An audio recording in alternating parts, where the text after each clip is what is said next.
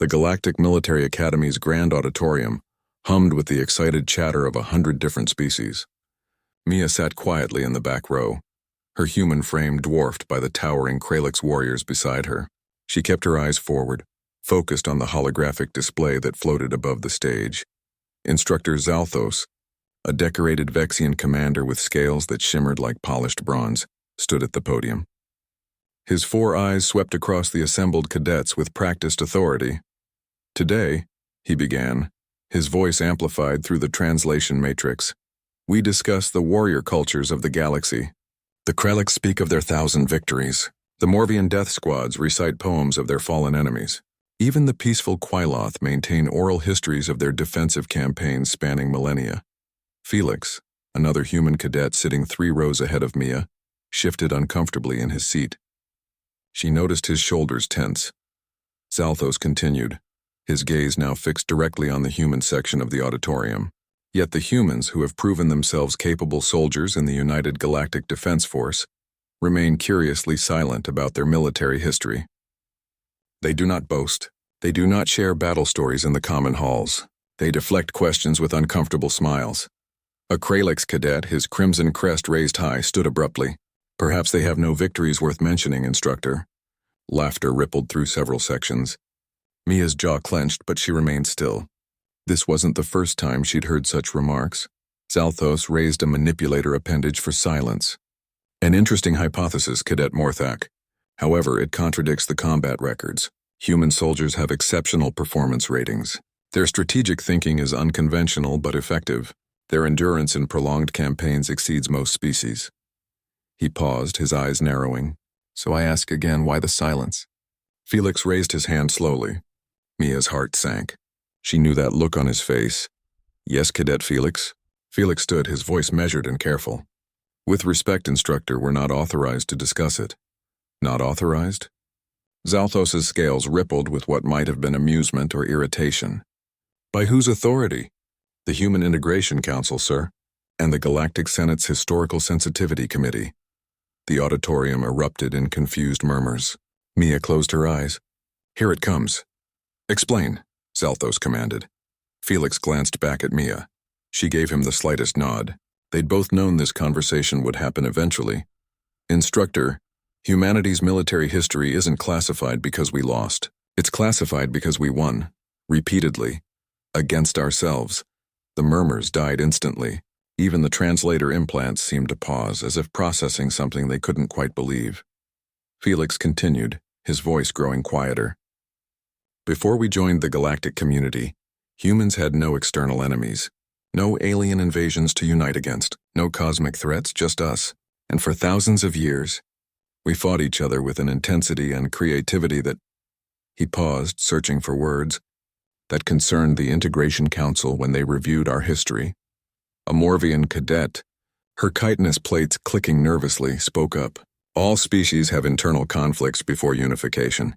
This is normal." "Not like us," Mia said softly, surprising herself by speaking. All eyes turned to her. She stood slowly. "Instructor, may I approach the display?" Zalthos gestured affirmatively. Mia walked down the steps, her boots echoing in the silent hall. She reached the control panel and entered her authorization code. The cheerful academic display dissolved, replaced by a simple text document marked with red security warnings. "This is a sanitized summary," she said, her voice barely above a whisper. "The full records remain sealed for another 100 years per the treaty we signed upon joining the galactic community."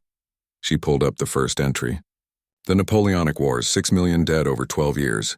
Fought with primitive explosives and metal projectiles. Continental scale," she scrolled. "World War I, 17 million dead in 4 years.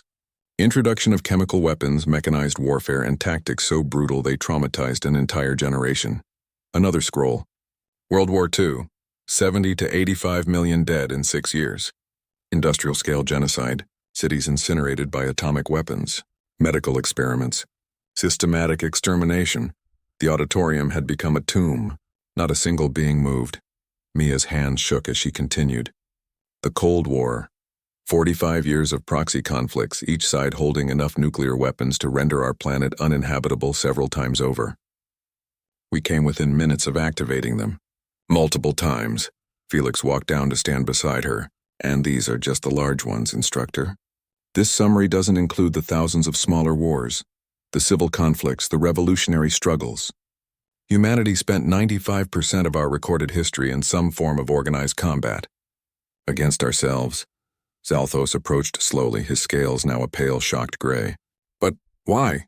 What could possibly drive such sustained violence among your own kind? Resources, ideology, religion, territory, honor, revenge, fear. Mia's voice cracked. Sometimes just because we could. We developed philosophy, art, mathematics, and medicine at the same pace. We developed more efficient ways to kill each other. And this is why you don't boast. Zalthos said quietly, understanding dawning in his eyes. Felix nodded.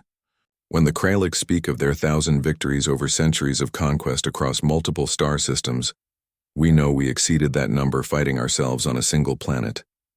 When the Morvians recite poems about fallen enemies, we remember that we wrote entire epics about the horror of our wars. Not to celebrate them, but to beg ourselves to stop. Mia closed the display.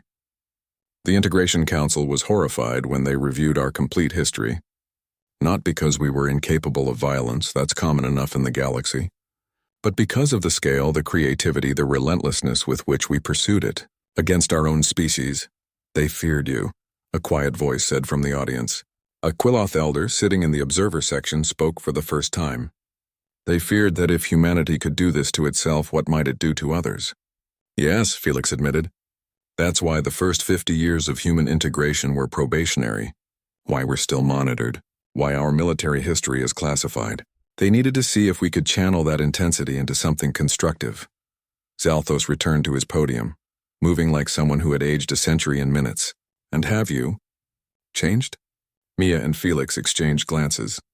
We're trying, sir, Mia said softly. Every single day we're trying. That's why we don't boast about combat.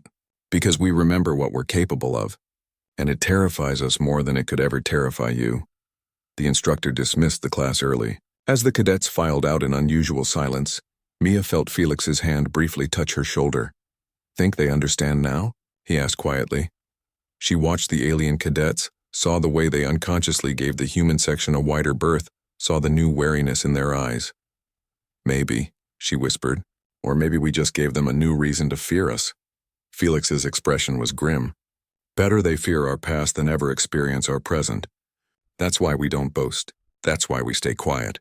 Not because we can't fight, but because we fight too well, Mia finished. They walked out together, carrying the weight of a violent history neither of them had lived, but both of them would forever bear responsibility for. Behind them, Instructor Zalthos stood alone in the empty auditorium, staring at the security warnings still flashing on the display, finally understanding why humanity's greatest strength was also its most carefully guarded secret.